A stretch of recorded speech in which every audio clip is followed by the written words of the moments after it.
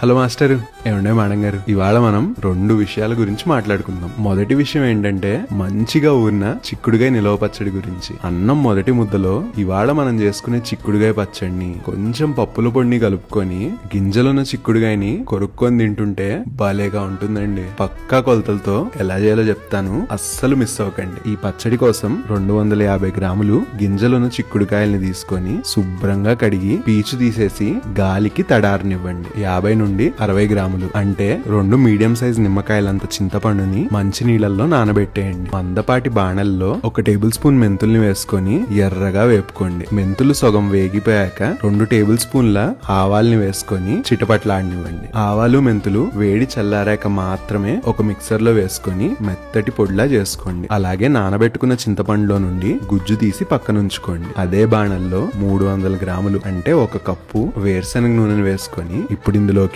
ఆరబెట్టుకున్న చిక్కుడుకాయల్ని వేసుకొని మీ ఇష్టాన్ని బట్టి చిక్కుళ్ళని మెత్తగా గాని కరకరలాడేలా గాని వేపుకోండి. నా పర్సనల్ రికమెండేషన్ అయితే గనక చిక్కుళ్ళని కొంచెం మెత్తగా వేగనివ్వండి. ఇక నేను చెప్తానన్న రెండో విషయం ఏంటంటే మనం చాలా రోజులుగా వాడుతున్న ఏఎంసీ గిన్నెల గురించి. వీటి ప్రత్యేకత ఏంటంటే ఇందులో వండుకునే సమయాన్ని, వేడిని చాలా చక్కగా కంట్రోల్ చేసుకోవచ్చండి. అంతేకాకుండా అస్సలు నూనె అనేది లేకుండా వంట చేసుకోవచ్చు. ఛాన్సే లేదు, నేను నమ్మను అంటారా? ఏఎంసీ వాళ్ళు మీ ఇంటి దగ్గరికి వచ్చి ఈ కుక్వేర్ గురించి ఫ్రీగా డెమో ఇస్తారు. దానికి సంబంధించిన లింక్ నా బయోలో ఉంటుంది, చూడండి. ఇక మన పచ్చడి విషయానికి వస్తే చిక్కుళ్ళు వేపుకున్న నూనెలోనే దంచుకున్న వెల్లుల్లి రెబ్బల్ని, తాలింపు గింజల్ని, కొంచెం ఇంగుని వేసుకొని ఆవాలు చిటపట్లాడి వెల్లుల్లి రెబ్బలు ఎర్రగా అయ్యేదాకా వేపుకోండి. ఈ నూనె వేడంతా పూర్తిగా చల్లారనివ్వండి. ఇదే బాణల్లో తీసి పెట్టుకున్న చింతపండు గుజ్జుని, చిటికెడు పసుపు, కొంచెం ఉప్పుని వేసుకొని చింతపండు గుజ్జుని ఉడకనివ్వండి. ఉడికిన చింతపండు గుజ్జు మరీ పల్చగా ఉండకూడదు, అలా అని చెప్పి మరీ చిక్కగా ఉండకూడదు, గుర్తుంచుకోండి. ఇప్పుడు ఒక గాజు గిన్నెలో ఉడకబెట్టుకున్న చింతపండు గుజ్జుని,